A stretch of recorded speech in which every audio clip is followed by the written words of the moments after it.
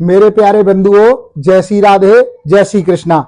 जैसा कि आपको पता है, हमारी चर्चा चल रही है गुरु चांडाल के योग के ऊपर कि गुरु चांडाल योग जीवन में किस प्रकार का प्रभाव डालता है। जैसा कि कुंडली में 12 खाने होते हैं, इसी प्रकार से हर खाने में बनने वाला गुरु चांडाल योग 12 होते हैं।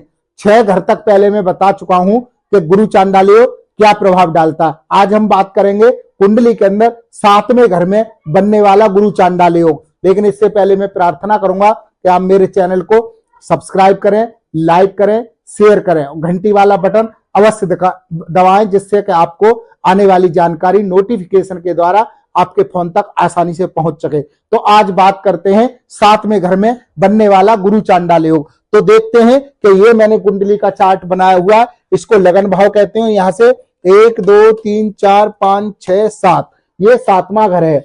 ये 7वां घर, इसको साझेदारी का घर कहते हैं, इसको पत्नी का घर कहते हैं, इसको आनंद का घर कहते हैं और इसको यश वैभव का भी घर कहते हैं। अगर इस घर में गुरु चांडाल योग बन रहा हो, यानी बृहस्पति और राहु अगर इस घर में विराजमान है, तो यहां पर सबसे पहले जो आपके जीवन में असर डालता है, आपका अगर साझेदारी में कोई कारोबार है तो उसको ठप करता है, आपका काम धंधा नहीं चलता और वैवाहिक जीवन को तबाह करता है। पहली बार तो विवाह होने नहीं देता, अगर विवाह हो भी जाए तो विवाह चलता नहीं है, किसी न किसी प्रकार की अड़चने आती हैं, प्यार प्रेम पति पत्नी में बन नहीं पाता और उनमें तलाक हो जाता है और रिश्ता चलता नहीं है, पत्नी को प्रभावित करता है। और दूसरी बात, आपका जो दिमाग है बुरे व्यसनों में ज्यादा ले जाता है, आपके अंदर वासनाएं बहुत ज्यादा उत्पन्न करता है।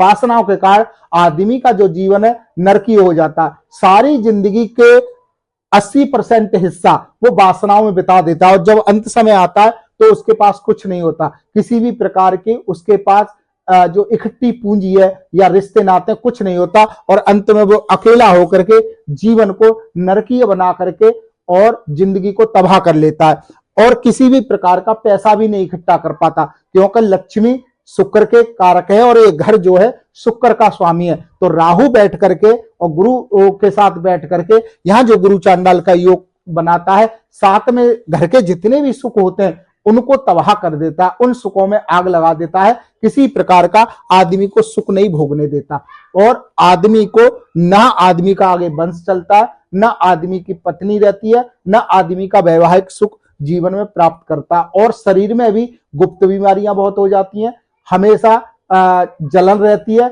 और माइंड हमेशा इतना कंफ्यूज रहता है कि एक एक बार में 10-10 बातें सोचता है और एक भी पूरी नहीं हो पाती, क्योंकि वो उसका एक रास्ता नहीं होता, कभी किसी रास्ते पर, कभी किसी रास्ते पर, कभी किसी रास्ते, भटकते भटकते जीवन बीतता है। तो इस प्रकार का और भी बहुत भयंकर होता है। अगर मैं बहुत ज्यादा गणना करूंगा तो वीडियो बहुत लंबा हो जाएगा, तो मैं यही बताऊंगा। अब मैं इसका उपाय बता देता हूं कि अगर आपका गुरु और बृहस्पति 7वें घर में विराजमान है, गुरु चांडाल योग बन रहा है, तो आप एक काम करें, 9 वर्ष तक की कन्याओं के लिए आप जितनी हो सेवा उनकी सेवा करें। शुक्रवार के दिन उनको मीठा बांटें, उनको वस्त्र इत्यादि दें, कन्या पूजन अवश्य करें। दूसरी बात, किसी कन्या की शादी में आप कन्यादान जरूर करें और उनको वस्त्र वगैरह कुछ धन दे करके, कुछ सोना वगैरह दे करके और कन्यादान करते हैं तो इसके दोष आधा हो जाते हैं। लेकिन फिर भी कहूंगा कि इसका जप और अनुष्ठान कराने से ये पूर्ण शांति को प्राप्त होता। उपायों से केवल राहत मिलती है,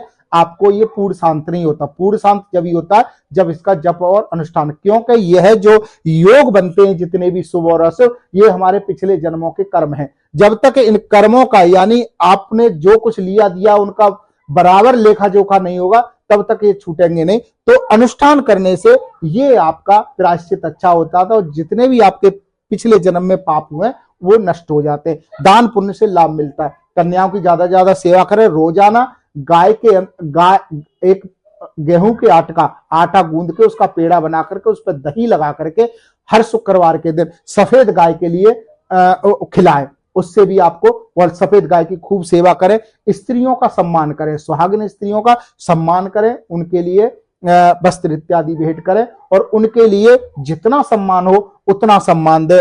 कुदृष्टि ना डालें, किसी भी प्रकार का दृष्टि में भेद ना लाएं। दृष्टि में भेद लाओगे तो ये घर और ज्यादा खराब हो जाएगा। ये वाला उपाय करें तो आपको लाभ मिलेगा। ज्यादा से ज्यादा माता लक्ष्मी की पूजा करें, माता लक्ष्मी के किसी भी मंत्र का आप जाप करें ओम श्रीम खाली इस मंत्र का भी आप जाप कर सकते हो और सफेद चंदन की माला पर जाप करें। घर को साफ सुथरा रखें और खुद भी साफ सुथरे रहें, प्रेस किए हुए कपड़े पहने, थोड़ा सा चंदन का इत्र हो तो सेंट नहीं, परफ्यूम नहीं, इत्र, चंदन वाला इत्र आप लगाते हो, प्रेस ये साफ सुथरे रहे और टिप टॉप बन के रहे तो इसका असर समाप्त हो जाता है। अगर आप किसी भी प्रकार का पूजा पाठ कराना चाहते हैं या अनुष्ठान वगैरह या अपनी कुंडली का विश्लेषण कराना चाहते हैं तो आप हमसे भी संपर्क करते हुए स्क्रीन पर दिए हुए नंबर पर संपर्क करके आप अपने जीवन को सुखमय बना सकते हैं, शांति में बना सकते हैं। इसी के साथ जय श्री राधे, जय श्री कृष्णा।